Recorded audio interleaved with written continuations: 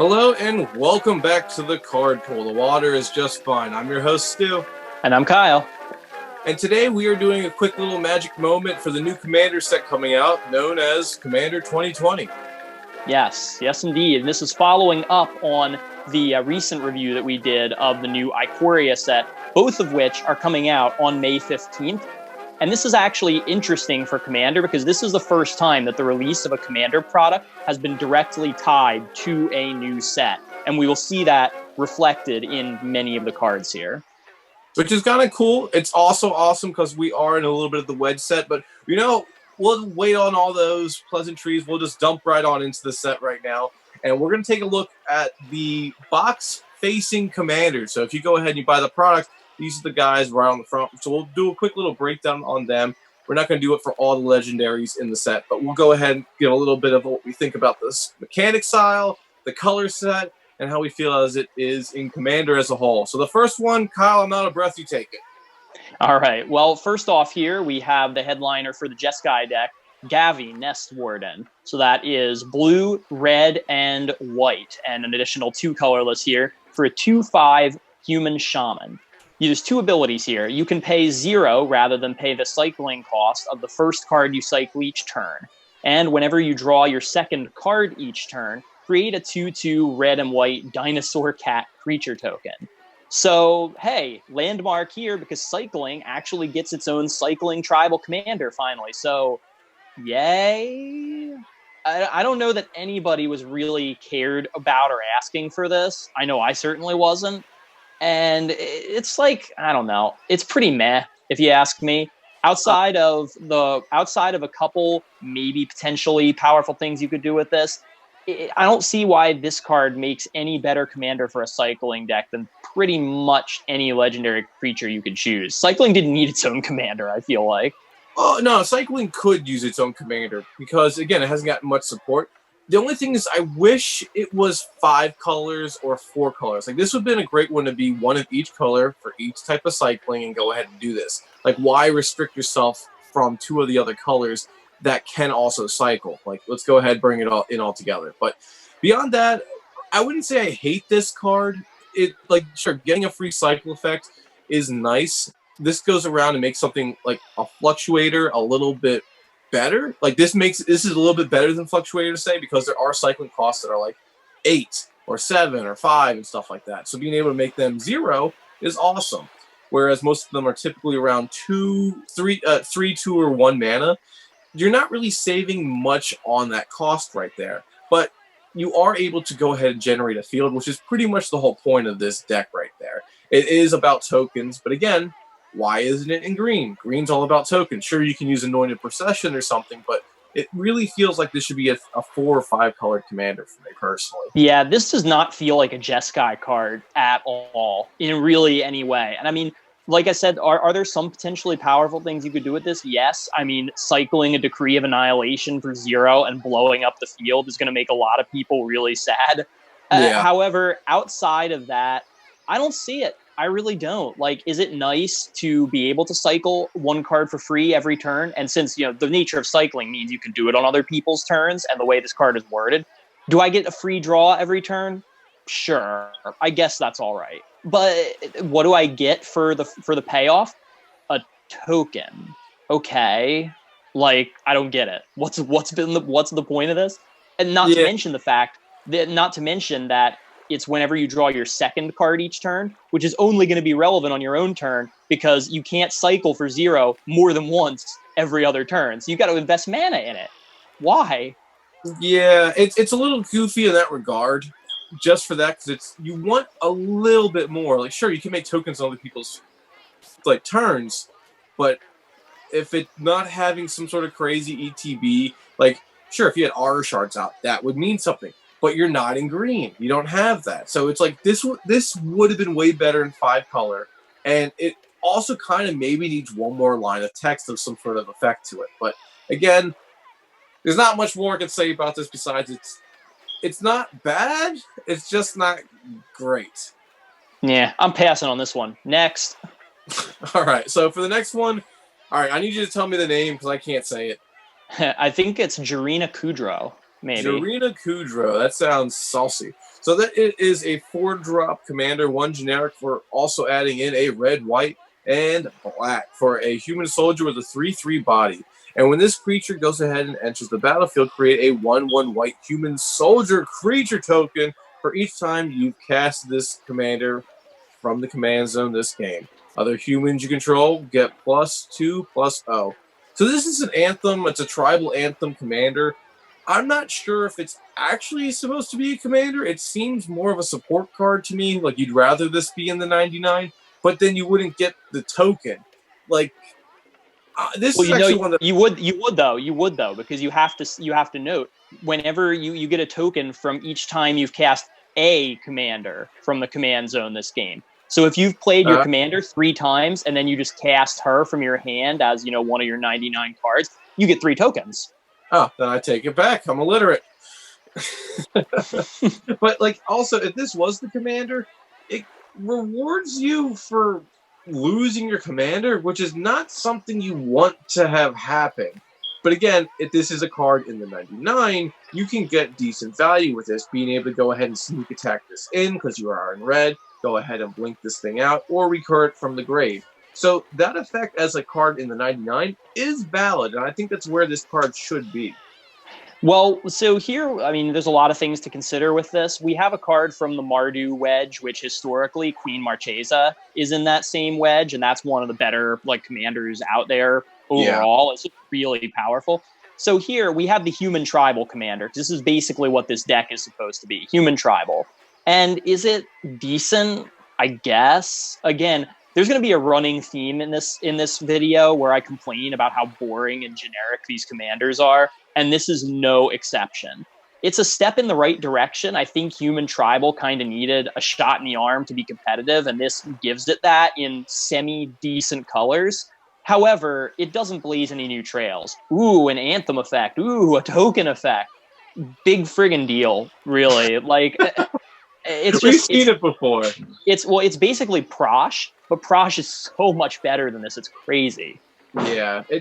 Again, for these wedge sets, not again, this is the first time we're saying it. In our previous video, we talked about it, but in this one, this is kind of like the first time we're seeing them try to give a solid foundation to these wedge colors. So it makes sense why they're going to be a little off-grid, if that makes sense, because they're trying to figure out how they have a home in Commander, because they've only touched on this once, and they're trying to make it so you're not as reliant on the guilds to supplement this commander. So I respect them sticking their necks out for it to try to make it so it has a little bit of a new face, and that's cool.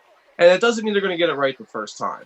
So it's all right for them to be like, all right, this is something that's going to be good for down the line, and that I can fully respect. But being the guy, the poster child for the box, I don't know. I think you could have done a little bit better for that. Yeah, it's a no from me, guys. Let's move on.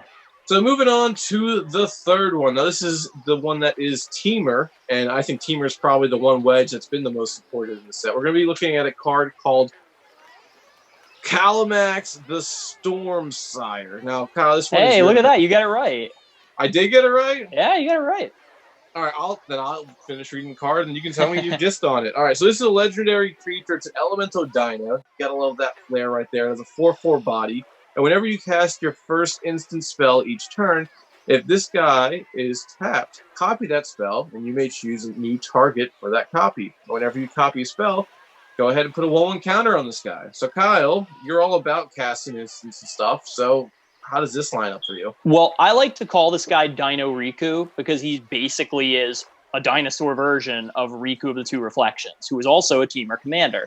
It doesn't have the same reach as Riku does, but it has a very similar effect in that it wants you to play Spellslinger style, and it wants you to copy a lot of things. So how does this stack up to Riku?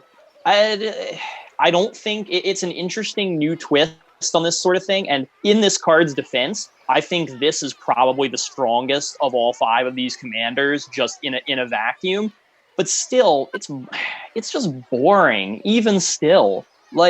It's so easy to go infinite with this, honestly.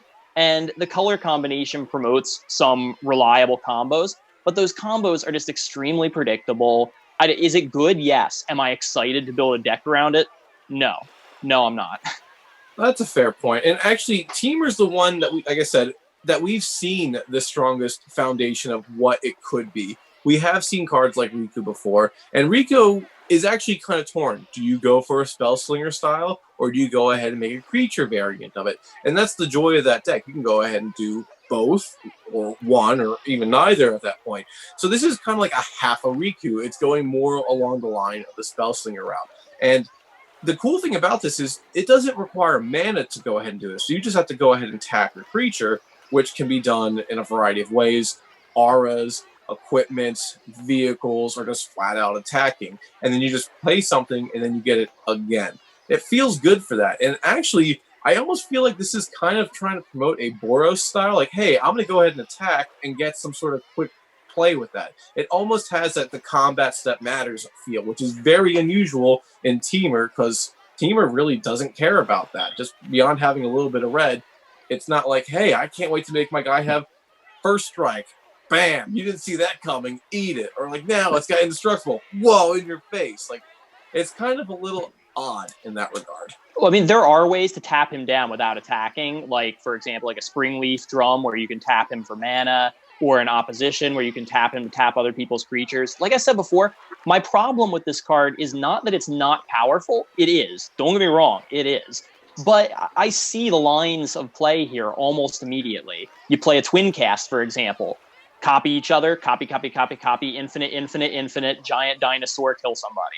Cool. You play a cackling counterpart on whatever creature you want. Probably a dual caster mage, which you can tutor up because green is the creature tutor color. Copy, infinite, kill people with lots of dual caster mages.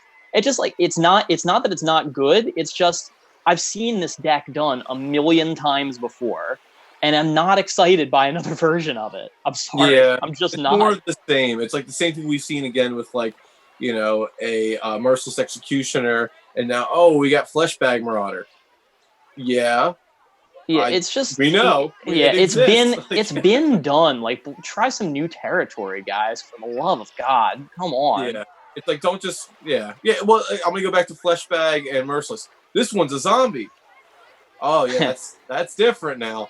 Like that's kind of like the only thing. It's like, all right, but if anything, if they're trying to go in a more of a groove, saying like Teamer is notoriously going to be known for this now, then that's something else. Because like Maelstrom Wanderer, like a little bit more of an old school version of Commander back then, was a very creature oriented style, and it was a competitive version of doing it. Not a CEDH scene as we see it today, but again for old school Commander, it was like seen as like, oh, that's a Maelstrom deck. Brace yourself. You know what's going to come at you. So it's kind of refreshing to see like they're trying to give this its own identity. And that's what I'm taking out of this more or less. Yeah, well, moving right along, I think let's just go to another.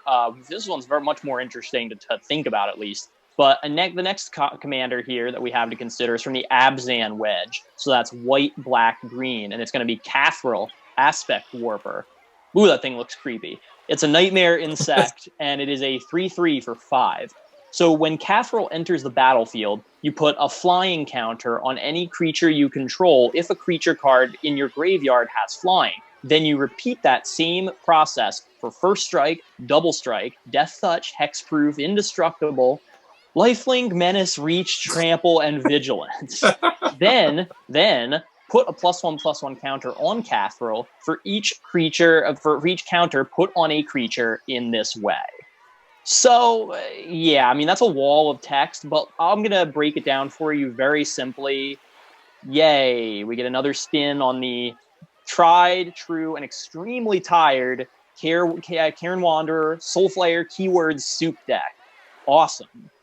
And I'm being totally sarcastic because it's not at all awesome. Yeah, it's pretty much like Evergreen Effects Matters deck, but only kind of, because it has to be in the grave. So you have to go ahead and fill the grave, which, I mean, you just go Golgari or Agave or something else like that, or Kalidor. Mm-hmm. And that's just good on its own right there. So why would you run this guy over something like that, where this is going to need a lot more? You really wouldn't. And that's why I'm saying this card, again, would probably fall into the 99. This could be a better form of support.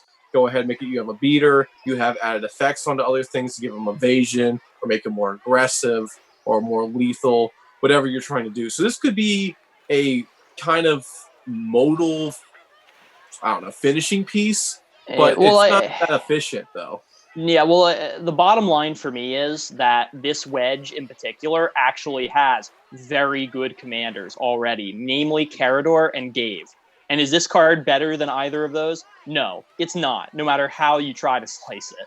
I mean, there is potentially a big upside with this. Like, let's just consider that you have a flying creature, an indestructible creature, and a hexproof creature in the graveyard. This then comes in as a 6/6 for 5 as a flying indestructible hexproof. That's pretty scary when it's your commander. And when something has indestructible and hexproof, you can pretty much forget ever getting it off the field.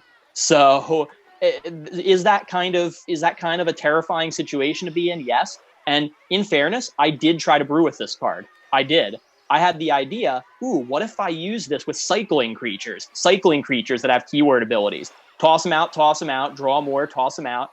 Eventually get a critical mass in the graveyard, play this guy, and then Voltron people to death. Is it an interesting strategy? Yes. Is it viable? No. I found out it was extremely slow. So, yeah. It's clunky. Yeah, in that regard. Very clunky, not good. But like in that regard, it's probably better. It's a card to put in the grave to go ahead again, make it so you have something that's big out there, give it a whole different kind of style. It's a win more kind of card. It's not going to make it so like it'll save you if you're in trouble, and it's not going to give you an advantage. But it's a win more kind of thing, and those exist. Yeah. Sometimes you want to use them, sometimes you don't. It's at your discretion. I mean, basically, like if you want to play this card in Commander, go you for being original, I guess. But trust me, play Gave or Carador. You'll be happier. So moving on to the final commander that we are going to be taking a look at. This one is called, well, I know most of those words. Atrami the Ever Plateful. This costs 6 mana, 3 generic, and a black, green, and a blue for a Nightmare Beast creature with a 6/6 body. This has Mutate, which I'll get into in a second, but also it has Trample, and whenever this creature deals combat damage to a player, return target creature card with Mutate from your graveyard to your hand. And then it has the Mutate, like I said, where you can go ahead and pay 1 generic, a black, a green, and a blue. And if you cast this card for that cost, put it over or under target non-human creature you own. They mutate into a creature on top, plus the abilities underneath. So we talked about how Mutate works in our previous video, but we'll touch on it in this one as well. This is a physical representation of the stack. Whatever's on top has everything that's underneath, which is pretty cool because you can line stuff up and be like, hey, this one here, this one shows this has got flying. This one here, this one's got this. This one's whatever. So this is an interesting card because it goes ahead and it can recur Mutate cards from the grave, which is very valuable for the fact that we don't have a lot of Mutate cards. So if you lose one, being able to recur it without having to waste like an Ewit or something on it is nice. So you can just go ahead, use this card, get that effect. This can be the commander. But with that being effect, this is almost like a toolboxy kind of card where you'd rather in the 99 as well. Obviously, I'm riding that train. So, Kyle, I'm feeling you're just going to explode and say it's garbage. Well, I mean, not in so many words, but I won't bother rehashing all my arguments against Mutate here. You can watch the other video for that, where I explain it to an extremely tiresome degree, probably. But it's just, I mean, I don't have anything against this in principle, but all my problems with Mutate go doubly so when we're talking about a Mutate commander. Is it possibly useful? Yes. Just the first time you play it from the command zone with its Mutate cost, you're basically turning any creature you want into a 6/6 with Trample for 4 mana.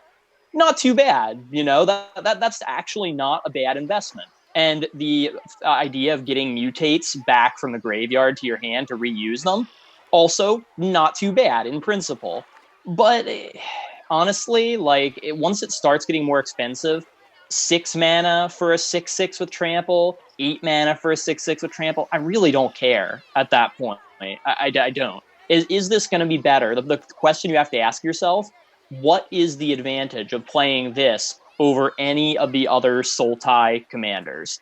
There isn't one. I'll save you the trouble of thinking because there isn't one. I'll disagree with you on that one. Just for the fact where this is being mutate, we're seeing a new mechanic here. It does have a little bit more value in that regard, that it is something that is different. And also for the fact that it has, so again, this isn't the card on top, this is the card on bottom. So you want to get the trample effect. This has trample. Why do you want that effect? Because it can get you a solid bit of value right there. Okay, that's not horrible, as long as you have something on the field that's big enough for this. So, but if you think about how the game's going, if you're trying to play this out as early as possible, you're going to have smaller things out first, and then later have big things out. So you almost want this to be the 6/6, which goes a little bit against being able to get that trample damage through. So it's a little tough, and that's why I'm saying it's probably better as the 99. This is like your Green Warden of Barasa for elementals. This is your way to recur that's in a tribal kind of sense of a mechanic. Yeah, bottom line for me is Mutate wasn't good enough for me to play even when there wasn't a commander deck based around it. That the fact that there is, still don't care. Doesn't make any difference to me. You're going to eat those to me. words, Kyle. You're 100% going to eat those words. Oh, yeah, I bet. Right. And also, this is in black, like we said with Mutate. If one thing goes, the whole stack of the cards with it goes. Since this is black, Rise of the Dark Realms is a potential option to go ahead. Hey, I'll go Voltron. I can go narrow in a deck strategy, and then go ahead and bring the Homebrave back out, and now I can go wide. So it's a really cool way to adapt your field presence right there, being able to be like, hey, I need something that's really big right now to go ahead and do something. Or I need multiple bodies on the field because they're doing Grave Pack, or they're doing a lot of spot removal, or doing some sort of combo. But you could say that about pretty much any commander in these colors, especially. Like, are you really going to tell me this is better than Sidisi or Tassiger or Yarok? Yeah, just look at the artwork. The artwork's way better than any of the other ones. And this is just a little playful little scamp right here, just having a great time. Look at the little Dickens right there. That's just somehow they did manage to make Nightmares cute. I don't know how they did it, but they did it. Yeah, well, it is a beast. That's the reason why. If it was a Nightmare Elemental, terrifying. But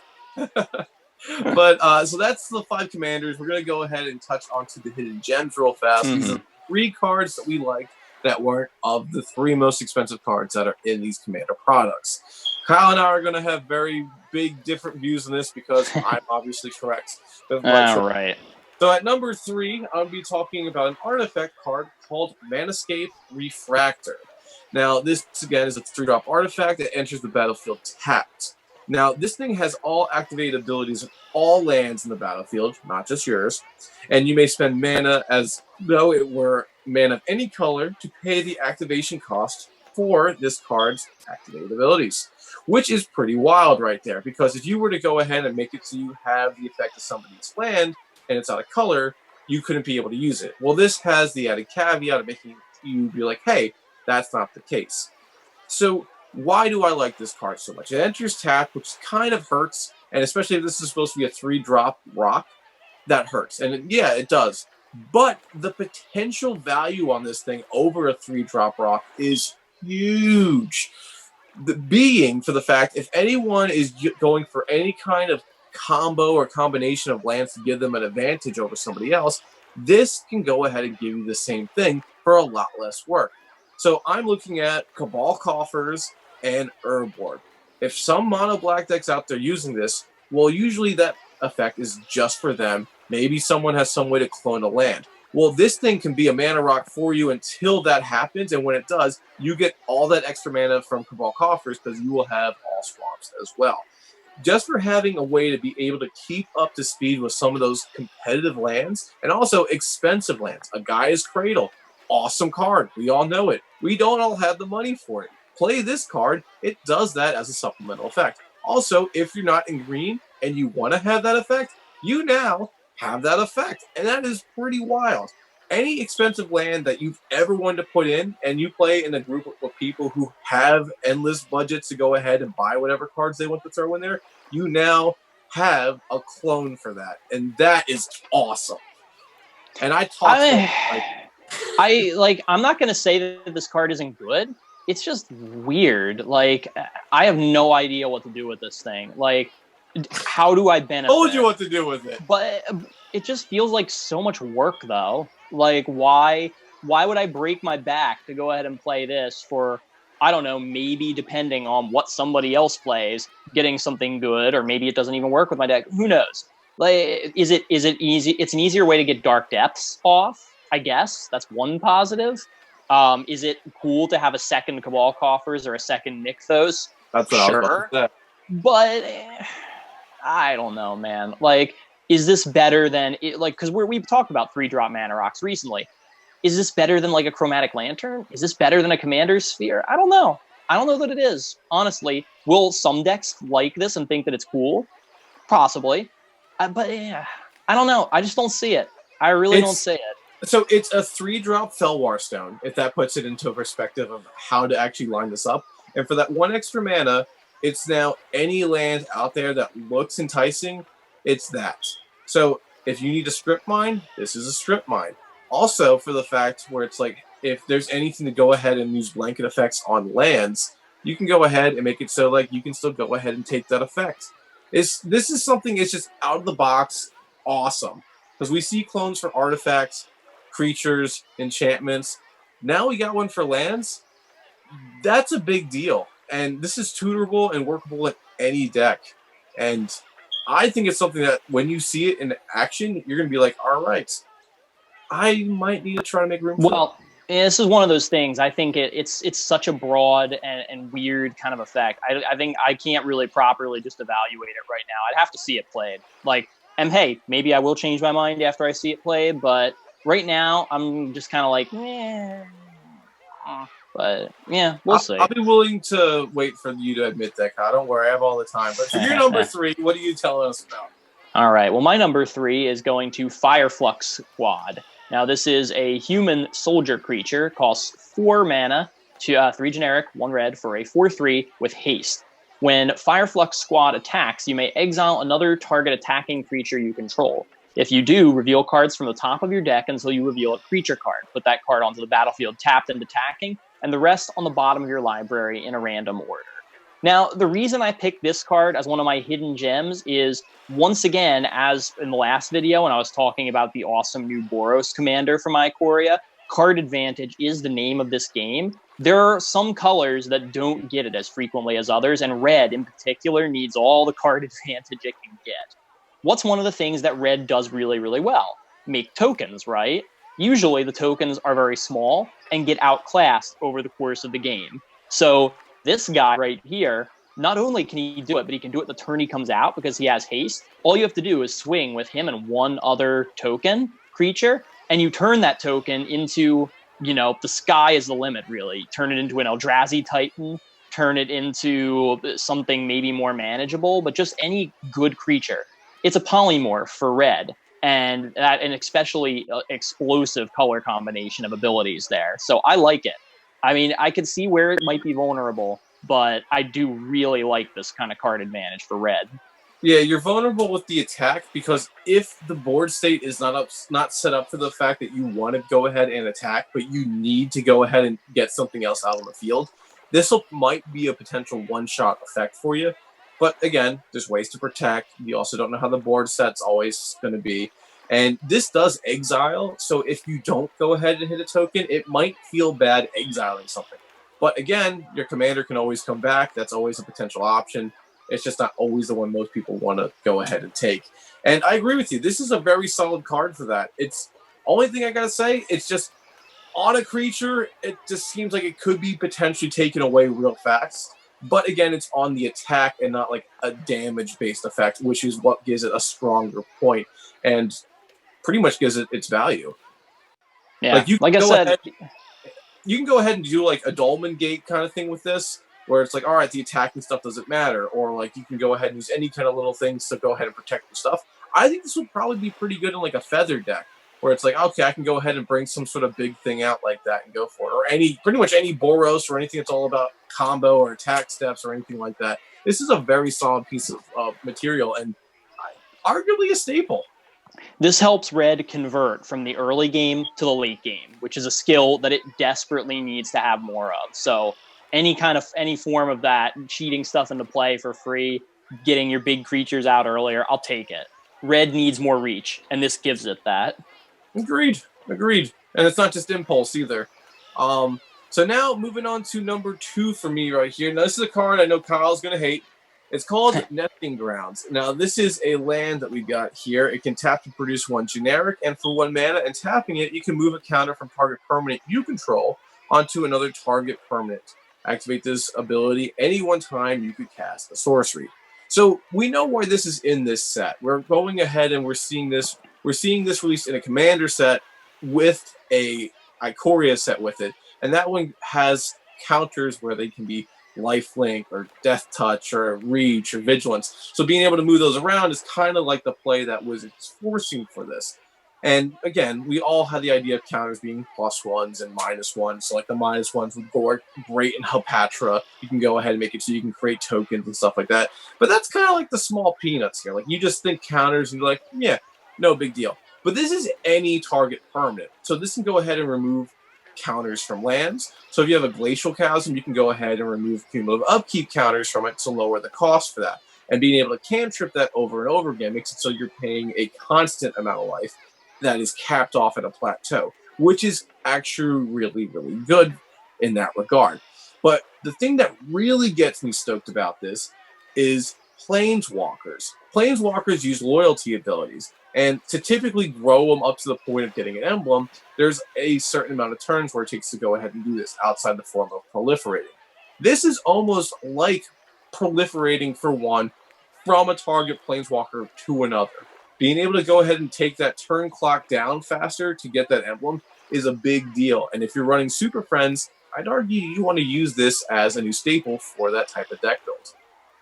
I mean, again, I don't know, Stu. I don't totally hate it, so you're wrong about that. Yeah, you're just biting your tongue because I said that. I don't know. Just like, is it interesting? Yes. Extremely situational? Also, yes.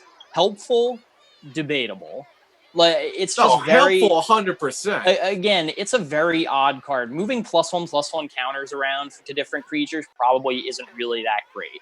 Keyword counters, maybe. Loyalty on Planeswalkers, maybe. I feel like we've seen this kind of ability before, and it hasn't gotten any press before. So why do I care about it now?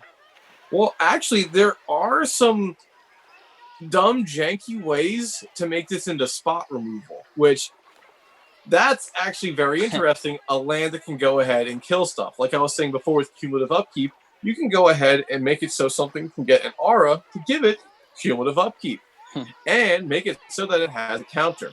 Being able to make it so that this land could potentially kill is something we haven't really seen in a land by Wizards. That right there, again, if we ever get a land that can flat out kill something, sure, sign me up. That's definitely better than this. But a pseudo kind of step where it can go through some circles, yeah, new age. I don't know. Like it's another one of those cards that it's just in the right deck. Could it do some work? Probably, but I'm not trying to jam this into everything I build, or even probably most things I build. I just think there are better things in this. Like, I mean, if you're going for proliferate, Karn's Bastion, that's just way better than this. Just for one example. Yeah, but it costs more mana, and wouldn't you want to sometimes get that effect twice on some permanents? You do. So being able to double down with that with another one feels good. And maybe, I don't know. It's just I feel like the reach on this is not as good as you think it is. I think for Super Friends, it's got a huge realm of power, and we are seeing a lot more Super Friends support, and that's why something like Karn's Bastion is always going to be known. But this is going to be kind of like the one in the shadows. Not going to be an extremely money card, but it's going to be something that's always going to be a useful tech card for those decks. But anything's possible, I guess. But let's move on. You being wrong. Yeah, we'll see. But number 2 on my list of hidden gems is Tidal Barracuda. Now, this is a blue creature that costs 3 generic, 1 blue for 4 mana cost total, and it's a fish with a 3/4 body. Any player may cast spells as though they had flash, and your opponents can't cast spells during your turn. So this one was kind of a 1-2 punch for me seeing this card, because I was like, oh, any player may cast spells as though they had flash. I was like, oh, boo, another group hug card. I hate group hug cards. No thank you. But then it's like, oh, but then your opponents can't cast spells during your turn. So I was like, wait a minute. What's the drawback here? I'm like desperately searching for a drawback on this. I'm like, oh, there isn't one. There just isn't. Like, everything you have has flash. Nobody can mess with your stuff. Win-win, right? Like, come on. I don't see the downside of this at all. Well, there's some, Kyle. How? So Name yeah, it. I dare you. so it's definitely getting like a grand abolisher effect with this, which is the one thing that does note for that. And being able to flash stuff out makes it so that you can have kind of a Teferi effect, which is awesome. Like Teferi Mage of Zalfir, I believe is the one. That effect is pretty good. But again, it doesn't take much for your opponent to go ahead and destroy the field on another opponent's turn. So it's like, we'll say 4-player Magic, you, me, A, B. All right, you end your turn, it goes to me. Someone can just go ahead and destroy your board with the Wrath of God then. It's like, yeah, they just can't play anything during your turn, sure, but once your turn's over, you're dead in the water. But this doesn't mean that it's a bad card. I just think it is a little bit vulnerable where you're thinking it isn't. If you go ahead and you play extra turn cards, this is a great way to be the nail in the coffin. They can't counter those extra turns. They can't stop you. You got to keep doing whatever you want until you want to say no. And that's the true value in this card. Is it better than Vidalcan Orrery? No. Oh no, definitely not. I'm not trying to say that. However, I think it possibly could be, but again, it's artifact. It depends on what you're trying to do. That's pretty much it. But I mean, my point is, I mean, a Grand Abolisher plus a Vidalcan Orrery, that's a pretty darn good card right there.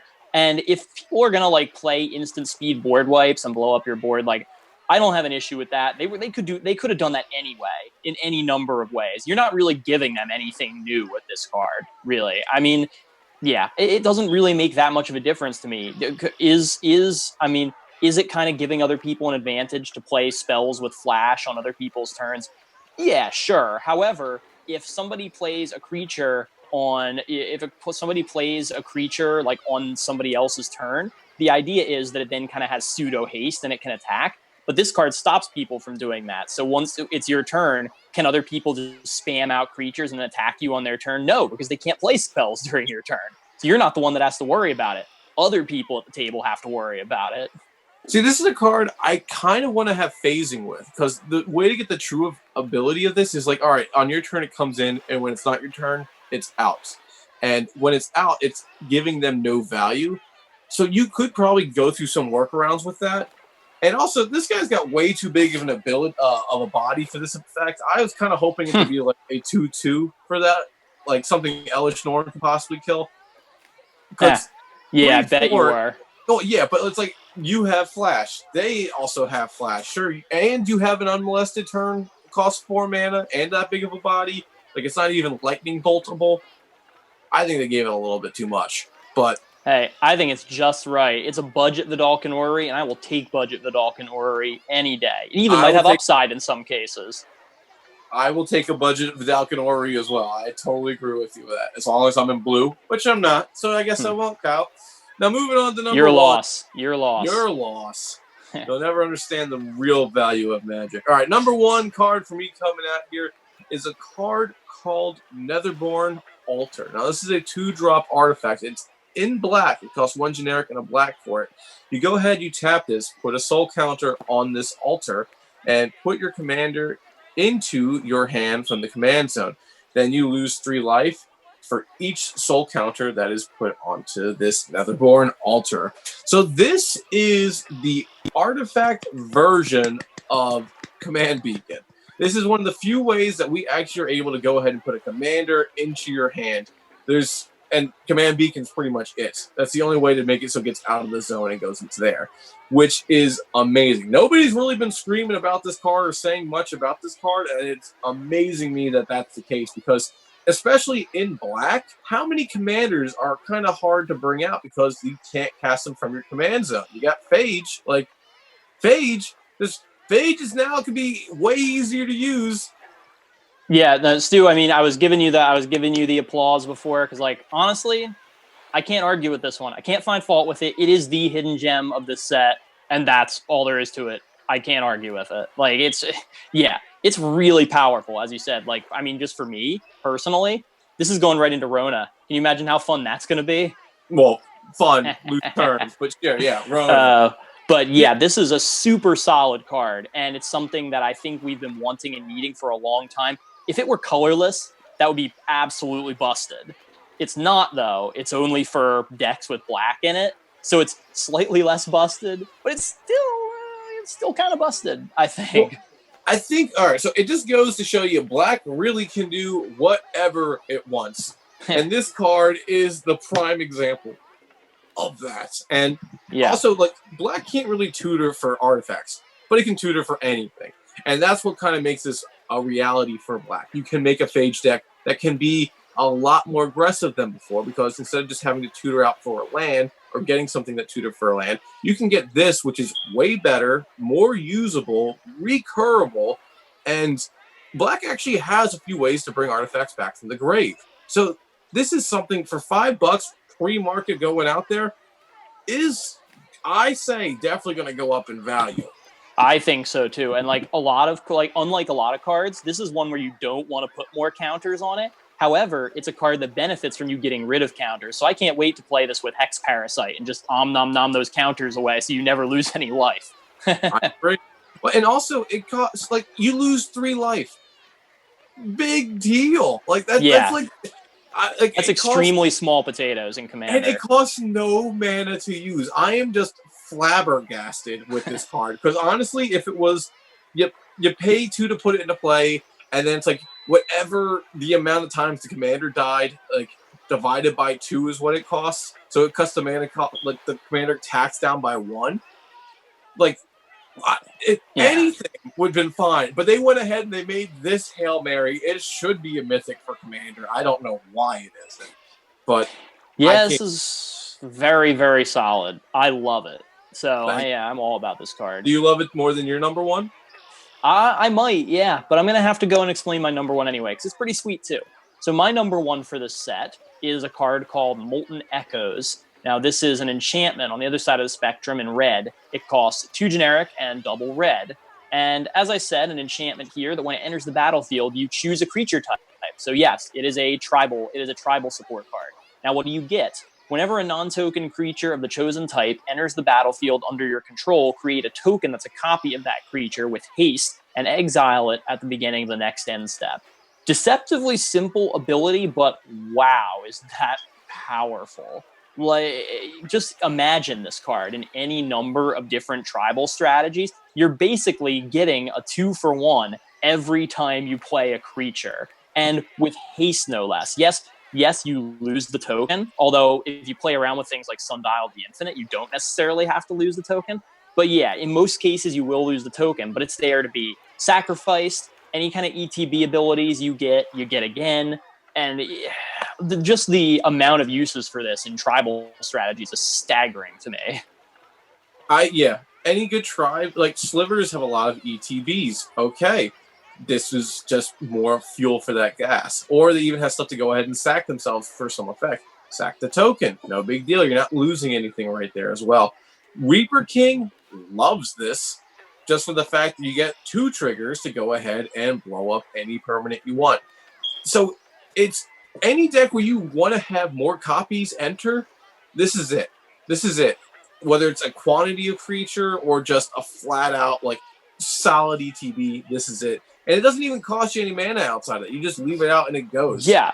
No, for the record, I can and would play this if it would cost like 6 mana. The fact that it costs 4 is just an icing on the cake. Like, really. Yeah, it's pretty wild. Because it just also has to because the creature just has to enter, and it just has to not be a creature token, right? So how hard is that? You sneak attack something in, you get 2. Wow.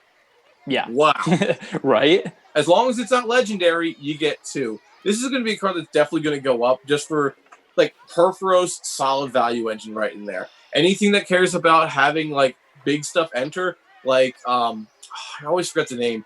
It's the red, white, and black commander that's all about demons, dragons, and angels. When Ikoria. Oh, yeah. But this Ikoria, this is great. You get twice the fun. If it's legendary, you lose 1, but you still get the ETB. It's wild. Great Yeah, card. plus remember Inala, the Grixis wizard commander, ETBs galore. Great, you get one more copy of that in the deck. Like Panharmonicon and this and Inala, you're getting like 4 triggers every time you play a wizard. Like, holy crap. The only thing is that they did give it a color identity. You almost wish they put 2 colors with it just to kind of make it so it wasn't as easily accessible. It feels like an Izzet card. It kind of does, doesn't it? No, not Izzet, because Izzet's all about the spells. I was kind of thinking more... Or a Boros card. Yeah, that might be too. Yeah, more I can see Boros, that. because does Boros need this? Yes. And you can go ahead and put in any of the tri-colors that have Boros supplementary in there. Yeah. I would say even put it hybrid. It's hybrid Boros for both of those. Yeah. But again, 6 mana, is that still a good effect? Yeah. Yeah. Definitely. So moving on to the money cards. So these are the cards that we weren't allowed to pick, no matter how much we wanted to talk about them or not. So the first card that we're going to be talking about is a $30 one, as of now, pre-market. Fierce Guardianship. Now, this card here is a 3-drop instant, or is it? It costs 2 generic and an island, and it reads, if you control a commander, you may cast this card without paying its mana cost. Counter target non-creature spell. So we see sprinkled throughout Magic a handful of ways to cheat counters into play. Exile a card that's blue, put it into play. There's a huge variety of things. Pay the cost later, otherwise you lose the game. There's a huge variety of counter spells, and this is going to be the best counter spell in Commander, just for the fact that it can be free and it's tied to your Commander. This is where you feel like Wizards finally is figuring out what Commander is and what it wants, and I think they got it right. Well, I don't know, man. Is this admittedly very powerful? Yes. Is it overall healthy for the format? I don't know. I don't think so. I really don't think having yet another free counter spell that Commander players can throw around is a good idea. But I mean, not only that, but once again, let's just continue the train of boring, repetitive, uninspired card design. Ooh, free spells. Yay, that's new. But that's the thing. A lot of free spells are super expensive because they're used in other formats. This is one that's special to us. It, again, will be a decently expensive card just for what you can use it for. But, again, this being Commander specific, there will only be a cap at this. And if anyone can use this, especially being in blue, is great. But that also means the Commander has to be on the field. That the Commander gets countered, you don't get this for free. And most Commanders do get countered because of that reason. So, sure, this might be free sometimes, but sometimes you might have to use this before your Commander is out.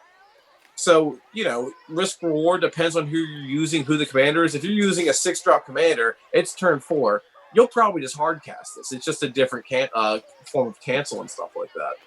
Well, it's not even that great because it only counters non-creature spells. I mean, I don't know. Like I said, is this a good card? Of course. You really can't argue that it's good. Free spells are good spells. But is it exciting? No. Is it healthy for the format? Again, I would argue not. Free spells are not good. Since it's not targeting anyone's creatures, it makes it so that the commanders are still playable. And again, what's Commander about? Playing the Commander. So I think it's pretty on point for that. I don't know, man.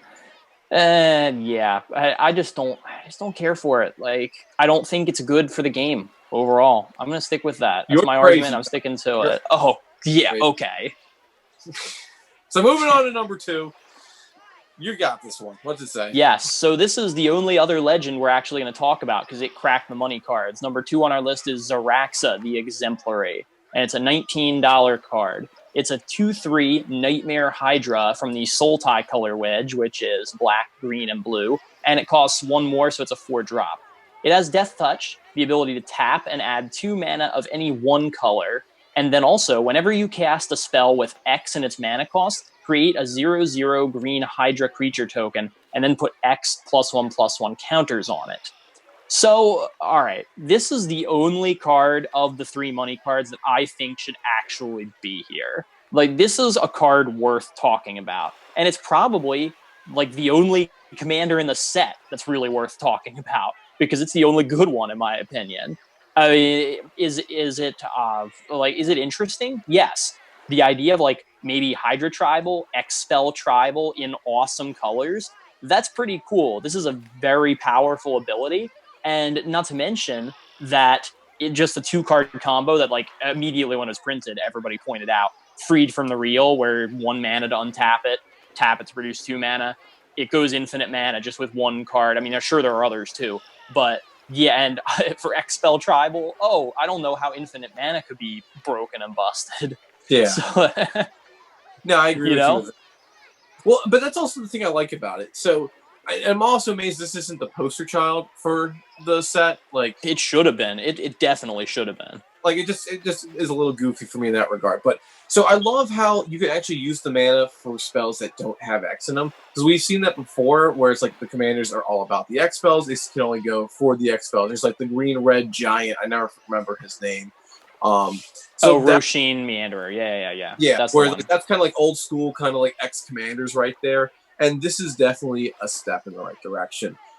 I mean, only thing I could say is they got to stop making commanders that can go infinite just for being the commander. Like that's just only going to be a point at some point for them to stop doing. But beyond that, you can go ahead. You can create an army. This is meant to be a spell slinger deck. But the funny thing about this is there's no red in this at all. This isn't an Is It Commander, and this feels like it should be an Is It Commander. Not necessarily. There are a lot of creatures with X in their mana costs, a bunch of Hydras. I mean, you could just make Hydra Tribal with this. Like, if you want to just do that, you can.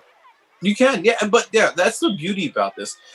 It's like, sure, do I want to play an X spell to draw a lot of cards? You can. Do I want to play an X spell to burn something out? You can. Do I want to play an X spell to search for whatever? You can. And that's actually really unique about this. It could be a Hydra tribal deck, Hail Hydra, or just make it so it's just good value X spells. Like, and we only see a good solid bit of X spells. We see all the Eldrazi's that is X. I can never remember the guy's name. Endless One or something. Yeah. I remembered one. That's this is the only commander that I feel like in this set they actually put thought into designing. Like, this is a cool standout card design that's never been done before. I like it. And I feel like they actually got it right. It has Death Touch, which kind of doesn't matter. If you need to use this as a blocker, it's going to feel bad, but you have it as the option. It's got the body stats to go with it. It's got a solid, like, triggered effect and the activated ability to go with it. Like, this is one I think that they actually kind of put in a solid space. Just set it up the right way. 4 mana for all this. Yeah, I actually agree with them for once for this time. Yeah, if I didn't already have 2 Sultai decks, I would be making a third with this. So, moving on to number 3, it's going to be another card Kyle is going to hate. It is number 3 for around $16. We have Deadly Rollick. Now, Deadly Rollick is an instant that costs 4 mana, 3 generic, and a black. And if you control your commander, you may cast a spell without paying its mana cost. Exile target creature. So, again, a mechanic Kyle hates. I can relish in that moment, but also for the fact that this is going against the counter spell. This can go ahead and exile target creature, where the other one doesn't touch creatures. I almost kind of want to see this hit something that's not a creature, but again, we're in black, so black typically has trouble hitting enchantments and other things like that, so they couldn't go ahead and do that. But I wish it was in green, where it's like destroy target non-creature permanent like that. That would be very flavorful. It would work for commander. It's not breaking green at all what it wants to do, and I think that would have been perfect. But this card, as it goes, we've been seeing a lot of 4-drop black instants to go ahead and spot removal creatures or creatures and planeswalkers. So this is not too different from what we've gone ahead and seen, but it does beg to the question of, like, what is the best 4-drop instant removal in black for creatures? Well, I can tell you it's definitely not this one. I mean, there are just like more free spells. Really, guys? I don't get this one especially. The counterspell one I understand maybe. But this one, just like for free 1-for-1 removal that only gets rid of creatures, who cares? There's so many better cards than this for 4 mana. Why bother? It's just such uninspired card design to me. Well, frustrates me. It depends on who your commander is, because again, let's say you go ahead and you play out a creature that does have 4 mana, you're tapped out, looks like you have no response. Being able to be deceptive like that is nice, and well, who wouldn't want to have that opportunity to be like, all right, I'll just cast my commander now, and you can't do anything about it. Well, hold your horses there, Timmy. I can, and now say goodbye and pay the commander tax, please. Like it makes it so like you don't. If somebody taps out, you don't feel safe. And no matter what the budget is, like if any player is just coming into Commander now and buys this set and has this in there, they have it. Whether their deck looks like they put a lot of like money into it, you now have to consider this kind of interaction with the board where you typically need to have an expensive card. Yeah, I don't know. I mean, again, I can't really argue that this is technically speaking good because free spells are good spells, but it's just boring. I want, for my commander products especially, I look for innovation. I look for inspiration. I look for cool design. Like the last card we just looked at. Really cool. This, boring. No thought put into this whatsoever. And that irritates me. In the wrong places. You're looking for love in the wrong places, Kyle. That's all it is. Well, all right. Since we've pretty much looked at all of our money cards now, let's wrap this up. So, Stu, what are your thoughts on Commander 2020? What is the impact here? The impact, so all right, the main way how I always assess Commander products is most of the time the Commander that they are going ahead and showcasing, they are usually uninspiring to me. Now, that's just me personally. That doesn't mean they're bad. Even when Atraxa was going ahead and coming out, people were going crazy about it. I wasn't. I have the decks I like. I mainly look for more support cards. But the cool thing about these sets is there are tons of amazing support cards specifically for Commander, and you need to take note of those because they do stay around for a long time, and it does give us access to certain things that we wouldn't get in a normal set. Like the Altar, for example, going ahead and have something specific that's for a format that we love to play. So, and it's, again, these prices are going to be a little less intense as something from like Ikoria because people aren't trying to use these cards to win tournaments yet because Commander's not set up for that way. But if that happens, I guarantee you this will be a little bit different. So, as for the fact of the support cards, they're not bad. There's some good ones out there. Some of them could be better. They're not horrible in that regard. But for how I generally look at it, the Commanders don't have to necessarily shine for this to be good for me. And for that, I enjoy where it's at. I like getting more cycling support. I like getting some old touch-ups, a little bit of some new. Not all of these are going to be, like, winners. Like, we see some of, like, the old-school Commander products where it's like they had group hub decks. If you don't like those, you're not going to like that product. But there is something in every product that is like, all right, I do need this. This is something Mono White is craving or Boros needs and stuff like that. So I think they did a good job with that. I think they're still figuring out Commanders because it's a thin line between being not good and crazy good, and they don't know how to do that yet. Yeah, well, clearly. I mean, this was, my overall thoughts on this release, ugh. Like, that pretty much says it all. Like, you're crazy, dude. You're just crazy. Hey, in fairness, I'm kind of the opposite of you because when I see a new Commander product, I look for innovation. I look for cool new commanders for me to brew new decks around and get all excited about. This one, in that respect, did not deliver even one little bit. Like, it was extremely disappointing for me. And yes, do I have to admit that there are some cool, support cards and gems in here, like the Altar, the Molten Echoes, these cards? Yes. Are they cool? Absolutely. But overall, it just was a huge letdown. And where I think that comes from is, in retrospect, I hope they don't do this again. I think it was a mistake by Wizards to tie the Commander products into the set itself.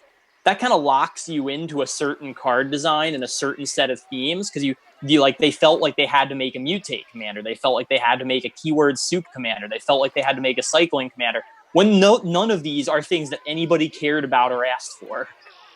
Well, but that also being said, like, it doesn't have to be something that people are asking for. Just because you're asking for it doesn't mean you need it or you know what you want. Because they have the cards that are coming out years to come already planned. So they know how some of these cards are going to interact better in the future than we do at this current state of time. So they have to plan kind of by looking forward and backwards at the same time. And that's not easy. So I'm not as, Mom, Dad, I'm not getting grounded. that's not right. Like, I'm not like all up in their faces for that. I think it's like, all right, they're trying. This wasn't a set they signed up for. This is like legit finding out, like, oh, you have to take care of this problem now because otherwise you're missing out on the golden opportunity. Like, Wizards got forced into doing Commander because we love it. So this is something that they're trying to figure out why we love it. Well, and they've done great in the past. This time they clearly know how to do it right, but this time it just felt like they didn't care about getting it right. Like it's just a bunch of big, dumb, generically powerful stuff that is not interesting or creative in any way. And that frustrates me. Like I said, I look to my Commander products for innovation because they're not tied to what's going on in the game right now. They could be absolutely anything. And the fact that they had to tie themselves down to themes for this one, it ruined it to me. It's really just not anywhere close to as interesting or good as it could have been. I hear you. How can you eat your pudding if you don't eat your meat? I got you. It's loud and clear, Kyle. Yeah. Overall, the set just didn't deliver. So whatever I rated Ikoria, I would rate this worse. Honestly, I think you said it was a C- for Ikoria. The Ikoria is just like a solid C. This is like a D. Honestly, I'd give this more of a C, flat C, on this one. Just as again, it's Commander products themselves. They can't go and do too much with it. Like we saw when they did Atraxa, like that whole 4-color set with partners and everything else. They kind of did a really good job, but they haven't been able to reach that bargain. So they've been kind of learning to face it out. Well, and there, I mean, in this set alone, if you want to talk about stupid, uncreative strategies, there are like, I think 5 commanders in this release that focus on you building wheel decks. I hate wheel decks. They're so infuriating to me. Yeah, they're so smooth. It's just the worst, most uncreative strategy ever. Oh, I'm just gonna play a bunch of wheels, draw some cards, discard some cards. Oops, I win. Really? You're really gonna tell me that takes skill? You have never played a wheels deck ever. So like you have no idea how to even use a wheels deck. You just assume it's mindless. That because it is. There is nothing mindful about picking up your cards, putting down your cards, and picking up some new ones, and then oops, I win the game because I have stuff in my grave. Great. You know? Yeah. No, dude. You're never gonna convince me that it takes skill. Make a deck like that then. Boom. Anyway. Enough said. So that's gonna conclude this. Real fast. We'll do a poll. Does it take skill to use a wheel deck? We'll put that blip over Kyle's head. We'll see what. I would love to hear what you guys yell at him in the comments down below. But yeah, right. That's just going to conclude our magic moment that we're looking at C 2020. But for the moment, you can go ahead and let us know your thoughts and opinions everywhere on social media. We have our own subreddit. We have our decks on Tapped Out. We have our pages on Facebook. We got Twitter, Instagram. We got our email address. Also, we got ourselves on our podcast now, so you can go ahead and listen to us on the go. That's in Anchor. All these links are down in the description below, all at the handle, the card. And also, we are available via TCG Player right down there as an affiliate. So use that link that's down in our description when you go to the page, shop around for some cards. And if you use that, you can see that people can see that you like what we do and support us in return. So yeah, please consider that next time you go purchasing your C2020 or Ikoria cards coming up. But until then, I am Stu. And I'm Kyle. And we'll see you next time. See you next time at the card At the card pool. Oh yeah, nice. I'm just throwing that in there. Well, you're not wrong. You are Kyle, but you're wrong about a lot of other things. I am not wrong, dude. Really? Really?